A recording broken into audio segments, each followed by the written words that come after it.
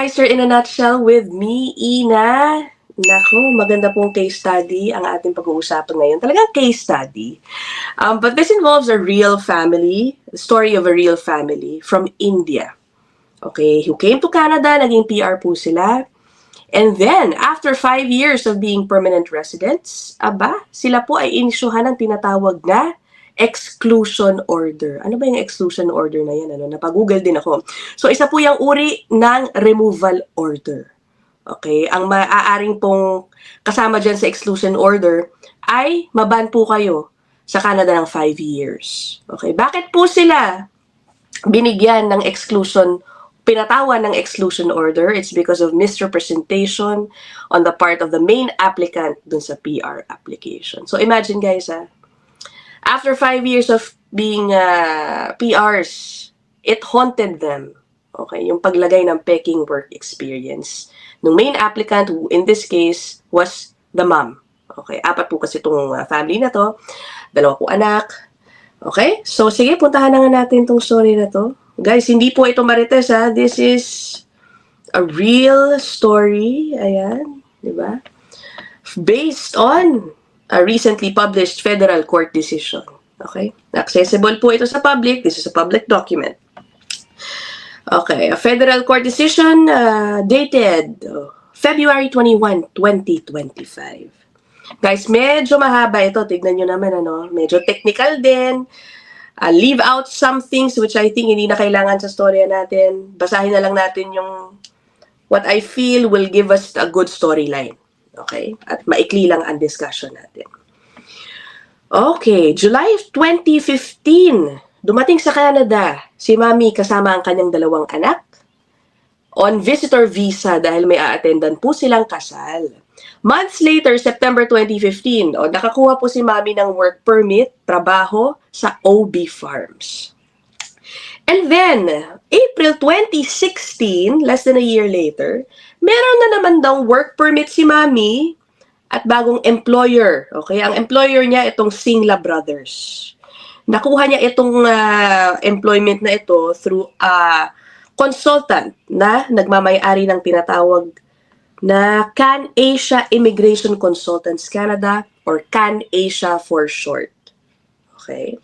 Pero according to this document, si Mami pala was not in fact employed by Singla Brothers. In short, pinalabas lang na siya ay isang employee.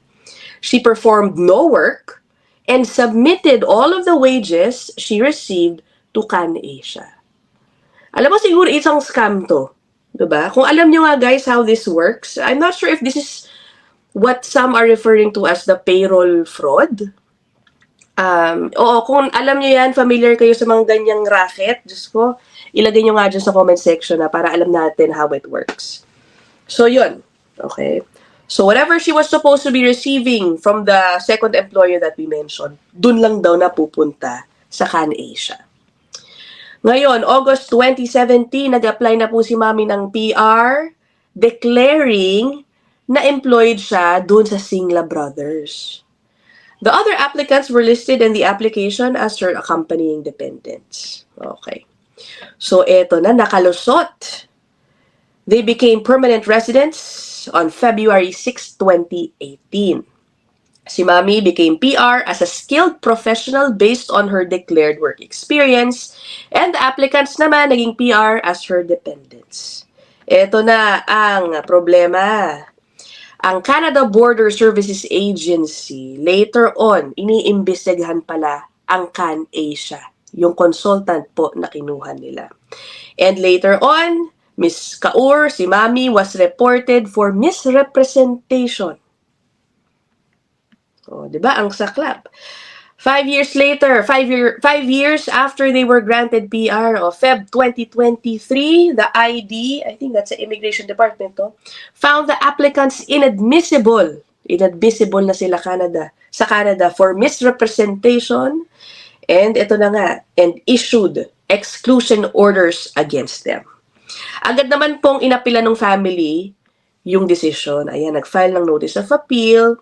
They did not contest the finding of admissibility, but instead asked to remain in Canada on humanitarian and compassionate grounds. Okay? So, ang nangyari, dininay din po nung IAD o ID yung appeal. So, pagkatapos i-deny, yung family pumunta naman po ng korte to seek judicial review. Kumbaga, they want the court to assess, tama ba yung pag-appeal sa amin? Kapag mag-grant po kasi yung appeal, ay yung judicial review request po nila, i-open po muli yung kanilang application and it will be assessed again. Okay? So, eto na ngayon. Guys, ang daming technicalities dito, no? Pero, sabihin na lang natin, nag-focus po ang argument nila doon sa kanilang mga anak. Okay? Let me find that line. The applicants argued before the IAD that the two children were innocent of any deliberate misrepresentation. And kumbaga dapat applied differently.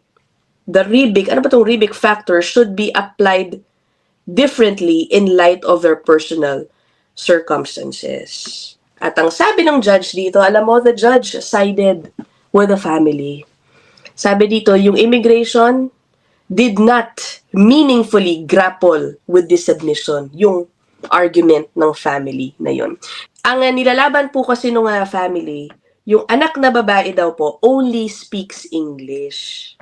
Dumating daw po kasi sa Canada ng bata pa, at ngayon only speaks English. Meron po silang pinapoint out na if pauwiin po sa Canada, mali, pauwiin yun sa India, she may be facing some risks. Sabi ng judge, the IAD concluded, yung immigration po yung IAD, no? That Dasmit's best interests were to remain with her parents when they are removed to India. And failed, sabi ng court, the IAD failed to consider whether her best interests were to remain with her family in Canada. Diba? Si Dasmit po, yung anak na babae.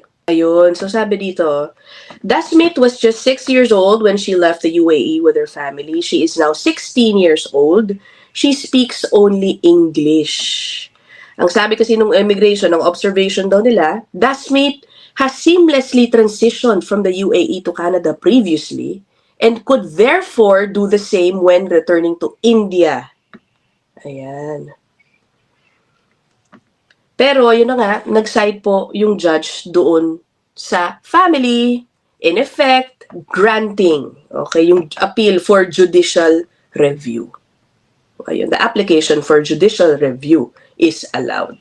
Ayun, so ayun, may isa na namang tsansa ang pamilyang ito para ipaglaban ang kanilang pananatili sa Canada. So ano guys, ano ba ang lesson nito? That a misrepresentation, an act of misrepresentation can haunt you down the line. Okay? Hindi man po binanggit dito ang PR revocation, ano, kasi exclusion order yung sinasabi. I will not be surprised if it comes to that eventually, no. We'll see, unless mag-grant yung kanilang HNC, no. Pero 'di ba? Depende yan sa hawak ng inyong kaso, depende yan sa judge na titingin sa inyong kaso din. Alam niyo ba that even if you are a citizen, okay, pwede pa rin pong ma-revoke ang inyong citizenship for misrepresentation. Dahil sa misrepresentation. Okay, ito po ang ginugol ko din yan eh. No? This is from Canada's website, canada.ca. Oh. Sabi dito, revoking citizenship. Your Canadian citizenship may be revoked or taken away from you if you committed fraud, misrepresented yourself, or knowingly hid information on an immigration or citizenship application. Diba? So, it could happen, lalo na, no? Hindi pa rin pala kayo safe. Hindi pa rin tayo safe kung tayo ay mga Canadian citizens. Siyempre, safe lang tayo kung honest naman ang ating mga applications, which is, should be the case. Yan po ang lesson in this episode. So, yun. Sinortcut ko na lang, guys, yung storya, no? But if you want a link to the article, to the court decision, sige, ilalagay ko na rin dyan sa description box. If you have any similar stories to share, please put them down there in the comment section as usual. I look forward to seeing them. I will end this episode here. I'll see you guys in the next one. Bye!